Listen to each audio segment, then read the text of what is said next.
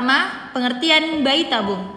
Bayi tabung yang disebut juga dengan in vitro fertilization atau IVF adalah salah satu penanganan masalah infertilitas pada pasangan yang ingin memiliki anak.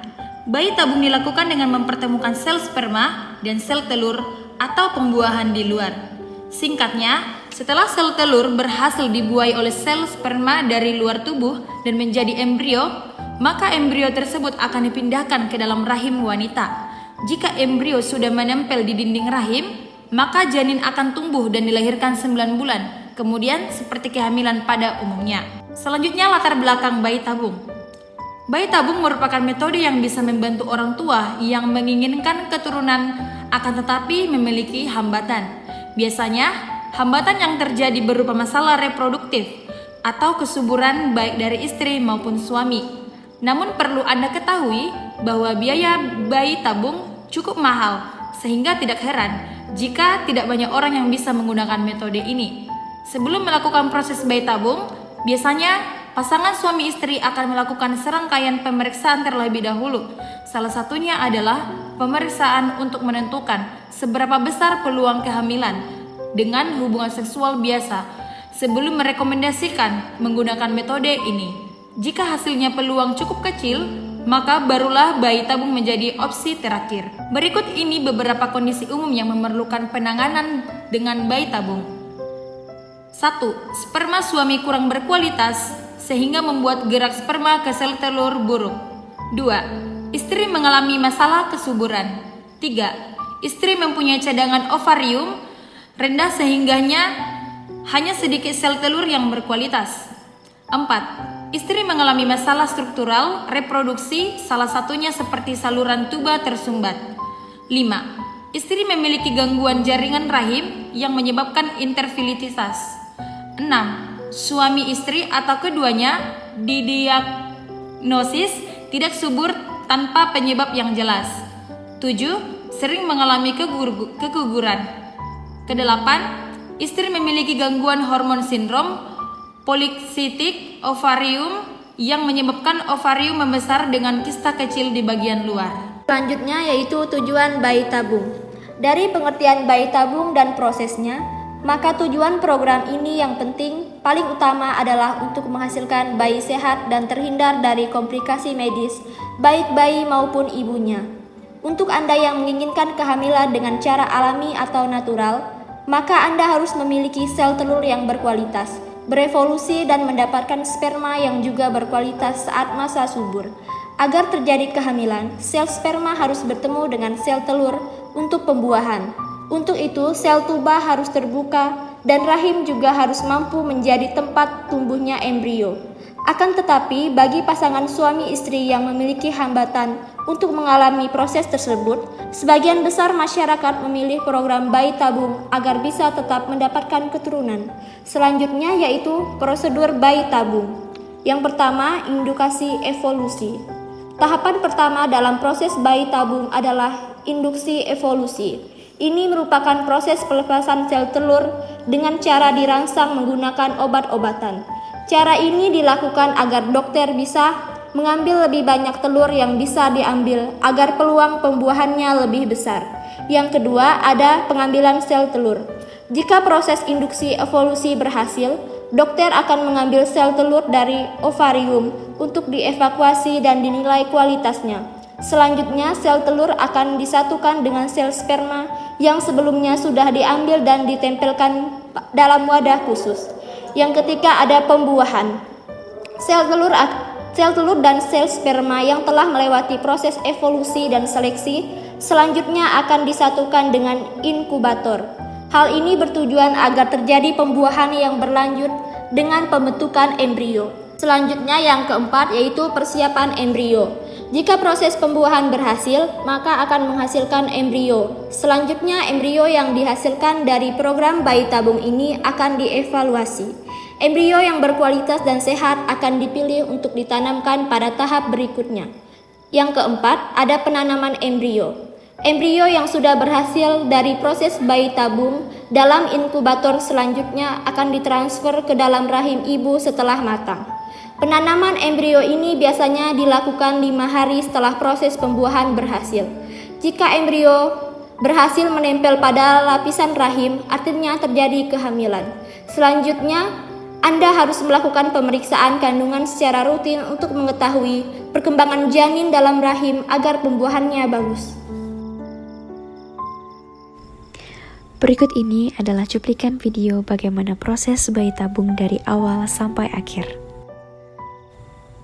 Proses bayi tabung dari awal sampai akhir boleh dikatakan hanya berbeda di cara bagaimana sel telur dibuahi.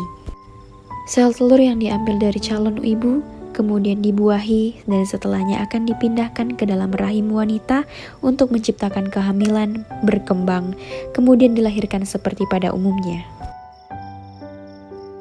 Secara medis, prosedur bayi tabung disebut juga dengan in vitro fertilization atau IVF. Bayi tabung merupakan salah satu prosedur yang cukup efektif untuk menciptakan kehamilan pada pasangan yang memiliki gangguan kesuburan atau infertilitas. Mari kita ulas proses bayi tabung dari awal sampai akhir secara singkat. Pada awalnya, calon ibu diberikan suntikan hormon terlebih dahulu untuk merangsang terbentuknya sel telur. Obat-obatan akan diberikan kepada calon ibu untuk membantu mematangkan sel telur dan merangsang proses ovulasi atau pelepasan sel telur.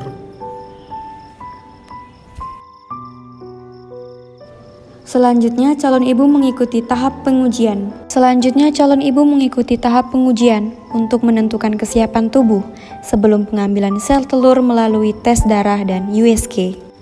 Apabila sel telur di pasien wanita sudah matang, sel telur tersebut akan diambil menggunakan alat khusus. Prosedur ini biasanya dilakukan bukan dengan bantuan alat penginderaan yang berlangsung sekitar 30-60 menit. Selanjutnya, sel telur dipertemukan dengan sel sperma calon ayah. Selanjutnya, sperma ini biasanya diambil di hari yang sama dengan pengambilan sel telur. Lama proses pembuahan ini sekitar 16-20 jam.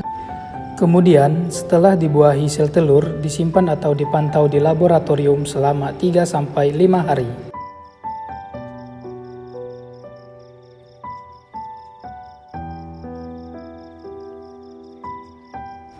Saat embrio dianggap cukup matang, embrio dimasukin melalui vagina ke dalam rahim dengan menggunakan tabung penyalur. Biasanya, lebih dari satu embrio ditransfer sekaligus untuk membesar peluang kehamilan. Sekitar 2 minggu setelah ditransfer embrio, calon ibu diminta untuk melakukan tes kehamilan. Setelah kehamilan berhasil terjadi, maka proses selanjutnya akan berlangsung seperti yang dialami ibu hamil pada umumnya.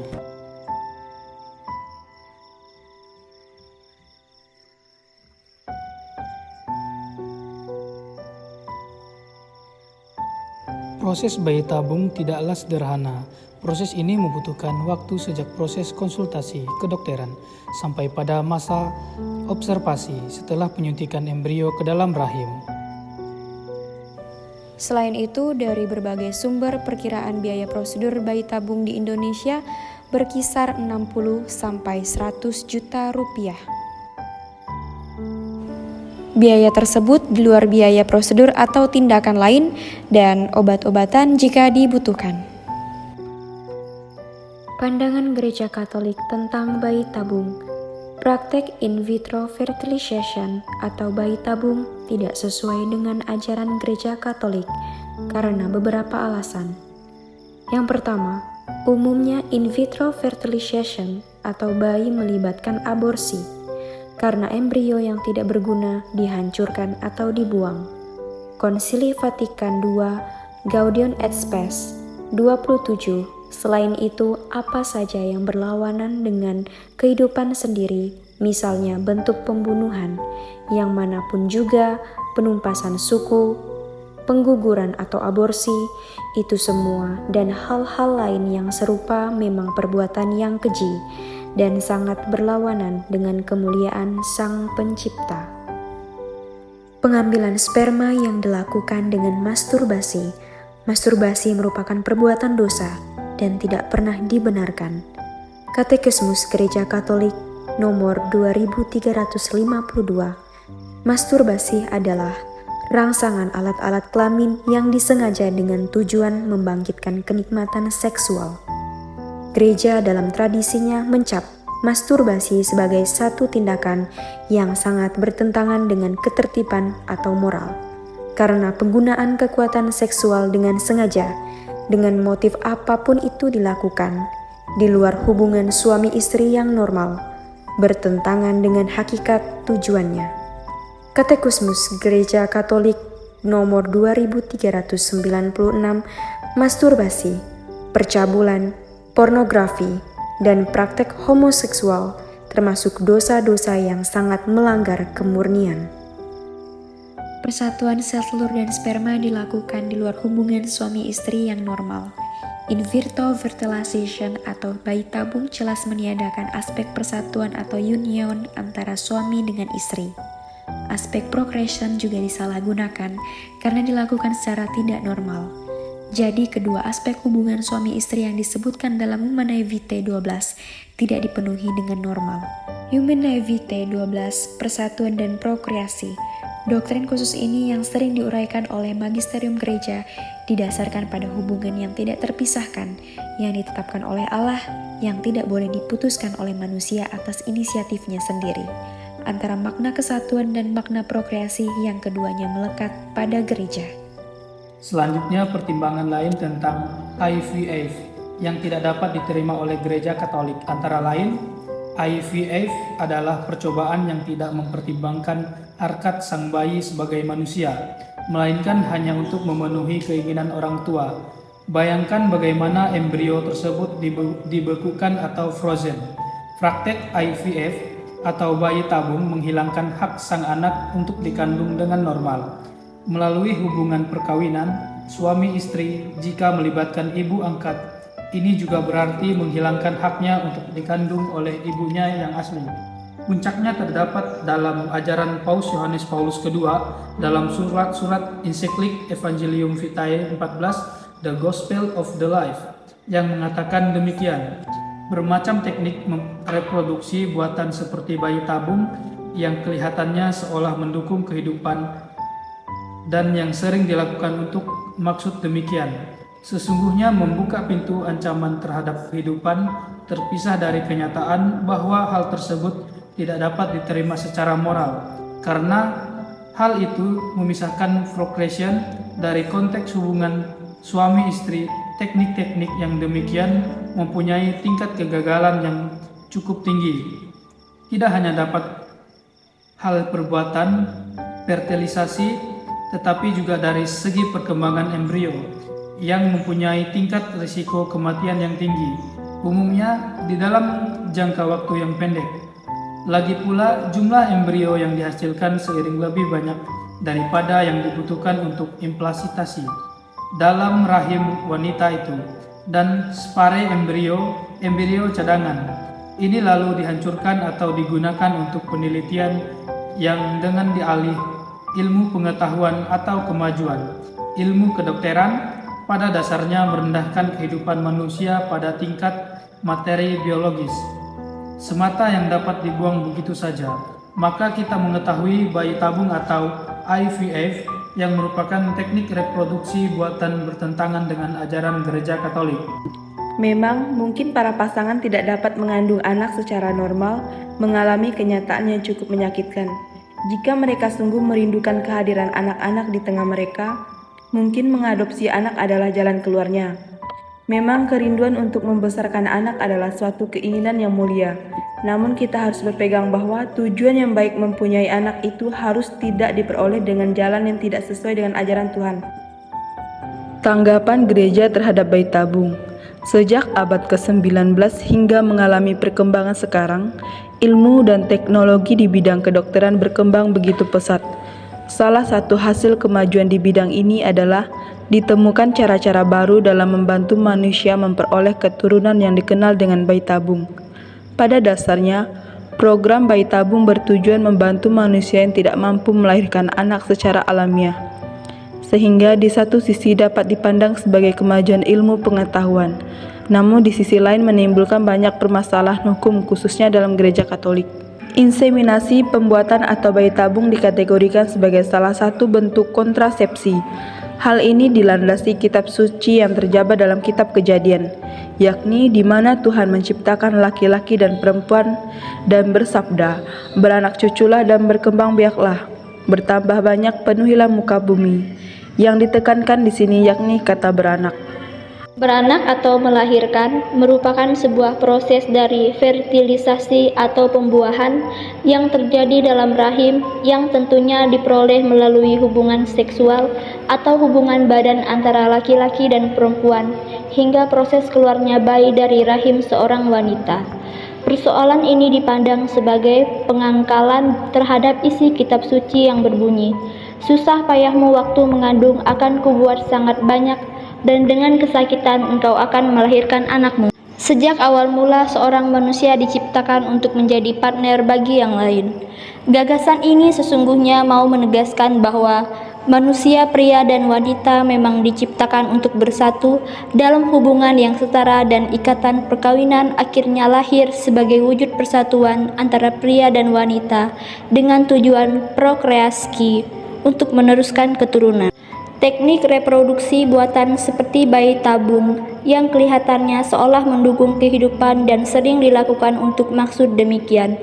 Namun ini merupakan suatu bencana yang berseberangan dengan pandangan perkawinan Katolik, sebab terpisah dari kenyataan bahwa hal tersebut tidak bisa diterima secara normal, karena hal itu memisahkan procreation dari konteks hubungan suami istri. Lalu dokumen gereja apa saja yang berbicara tentang moral bayi tabung dan isi ringkasan dokumen tersebut, yaitu Donum Vitae 1987, Instruksi Kongregasi untuk Ajaran Iman tentang hormat terhadap hidup manusia, tahap dini, dan perlindungan martabat prokreasi.